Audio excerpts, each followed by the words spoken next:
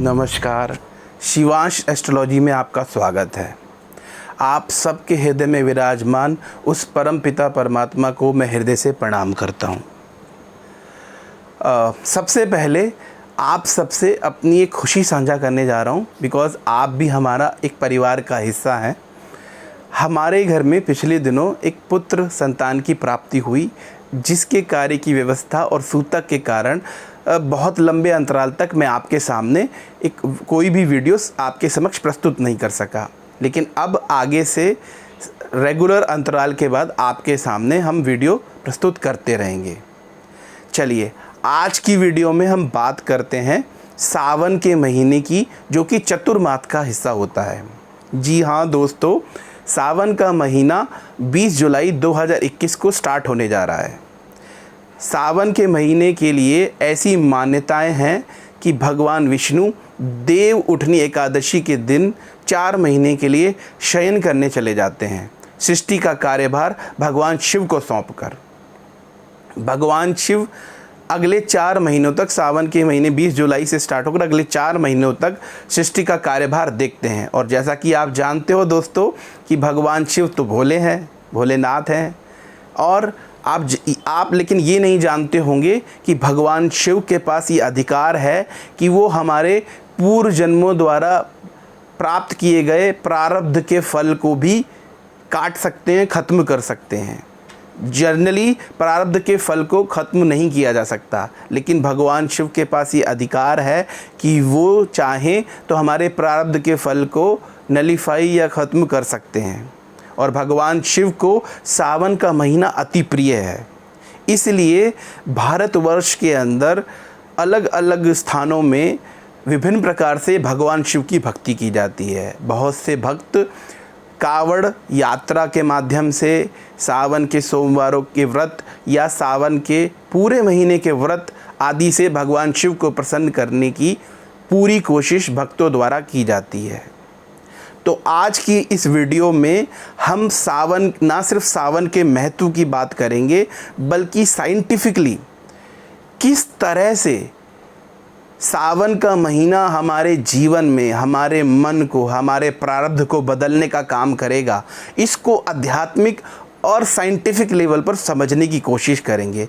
लेकिन मेरी आपसे एक विनम्र प्रार्थना है, हर बार की तरह, कि आप ध्यानपूर्वक और धैर्यपूर्वक मेरी पूरी वीडियो को ध्यान से सुने, तभी आप मेरे द्वारा दी गई साइंटिफिक जानकारी को, जो कि हमारे अध्यात्म में, हमारे संतों ऋषियों ने जिस आधार पर इन मान्यताओं की, इस आध्यात्मिक काल की, इस रीति रिवाजों, इन रेमेडीज़ की स्थापना की थी, उसका सही अर्थ आप समझ पाएँ। तो अंत तक मेरे इस वीडियो में बने रहें और मेरी दी हुई इंफॉर्मेशन को ध्यान से समझने की कोशिश करें, ताकि मैं इससे ना सिर्फ आपका बल्कि पूरे समाज का इसको लाभ प्राप्त हो सके।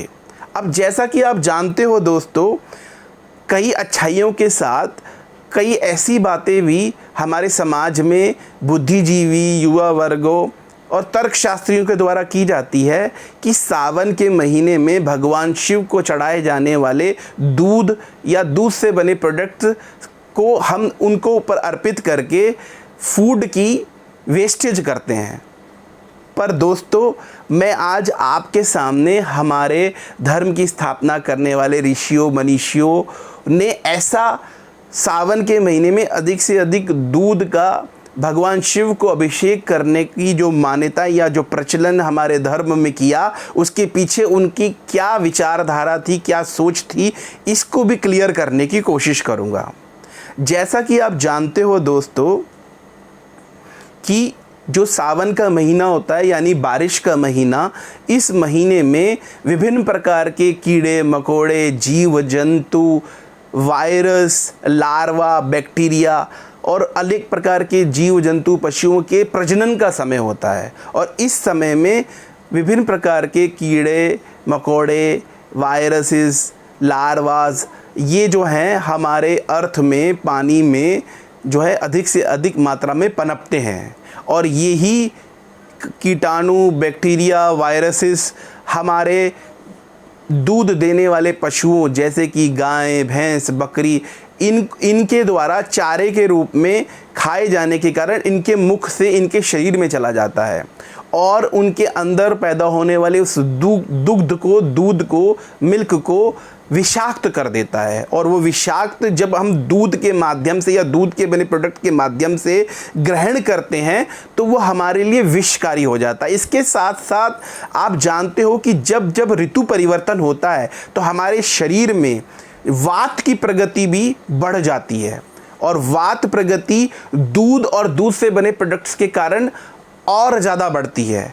तो इसलिए ये दो विषयों को देखते हुए हमारे ऋषियों मनीषियों ने, क्योंकि दूध में वात प्रगति को बढ़ाने की प्रवृत्ति होती है और इसके साथ साथ ऋतु परिवर्तन के कारण वात प्रगति हमारी वैसे ही बढ़ जाती है और बिकॉज इतने बैक्टीरिया और कीटाणु जो हमारे शरीर, जो कि इस समय उनका प्रजनन का समय होता है, उनकी क्वांटिटी बढ़ जाती है और वो हमारे दूध देने वाले पशुओं के माध्यम से दूध में जाकर दूध को विषाक्त कर देते हैं।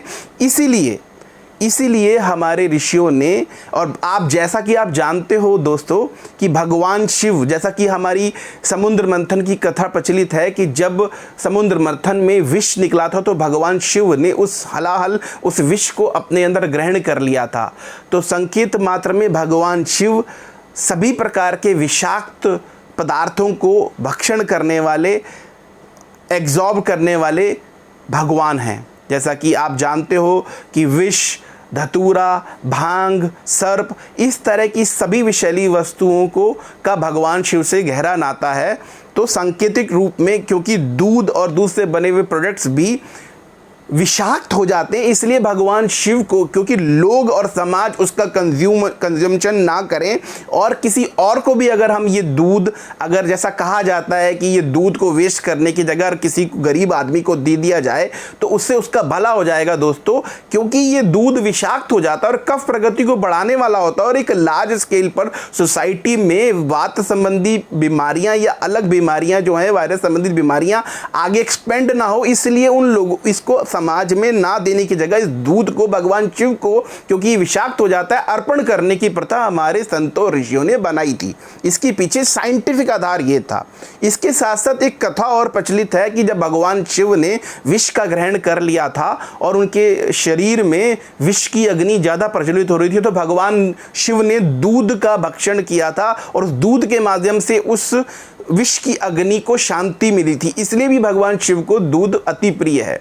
तो सावन के महीने में, जैसा कि मैंने आपको बताया कि सावन के महीने से लेके 4 महीने तक पृथ्वी का जो संचालन है वो भगवान शिव करते हैं और भगवान शिव के पास ये अधिकार होता है कि वो हमारे प्रारब्ध के फल को बदल सकते हैं और उनको सावन का महीना अति प्रिय होता है। इसलिए एक पद दो काज की युक्ति को लेते हुए हमारे संतों ऋषियों ने इस भगवान शिव को दूध या दूध से बने हुए प्रोडक्ट और अलग अलग प्रकार के माध्यमों से शिव को रुद्राभिषेक करने का या भक्ति करने का ये जो एक सिस्टम था ये डेवलप किया था। अब हम बात करते हैं कि जैसा कि आप जानते हो दोस्तों कि भगवान शिव, हम सावन के महीने में, जैसा कि आप जानते हो कि लोग कावड़ सेवा करते हैं और विभिन्न प्रकार के सोमवार के और पूरे सावन के व्रत रखते हैं। तो क्योंकि आप जानते हो दोस्तों कि इसको हम आध्यात्मिक नज़रिए से देखने की कोशिश करते हैं कि जब हम सावन के महीने में, क्योंकि आपको पता है कि विभिन्न प्रकार के बैक्टीरिया, कीड़े और इन सब के प्रजनन का समय होता है और दूध भी विषाक्त हो जाता है, ऐसे में हम जब सावन के महीने में व्रत रखते हैं तो व्रत रखने से हमारे पाचन तंत्र को भी रेस्ट मिलता है और जिसे कहते हैं कि कम भोजन करने से या उपवास करने से हमारा मन भी नियंत्रित होता है। और मन क्या है? प्रारब्ध, जन्मों जन्मों से संचित आपके कर्म, आपका कलेक्शन ऑफ थॉट। तो जैसा कि आप जानते हो दोस्तों कि व्रत रखने से आपका मन स्थिर होता है और आपका फोकस बढ़ता है। ऐसे में जब आपका फोकस एक्सपेंड करता है और आप सच्चे मन से भगवान शिव की आराधना करते हो तो वो डेडिकेशन, वो सच्ची भावना परमात्मा तक पहुंचती है। इसलिए ये जो महीना होता है ये अति दुर्लभ हो जाता है। इस समय में पृथ्वी की ग्रेविटेशनल फोर्स भी बहुत, जिसे कहते हैं, पावरफुल होती है। इसलिए हमारा मन जो है वो पॉजिटिविटी को इनटेक करने के लिए बहुत ज़्यादा एक्टिव होता है और भगवान शिव को प्रसन्न करने के लिए इसलिए व्रत रखना चाहिए। और व्रत रखने के पीछे जो आध्यात्मिक और साइंटिफिक लॉजिक था वो मैंने आपको समझाया।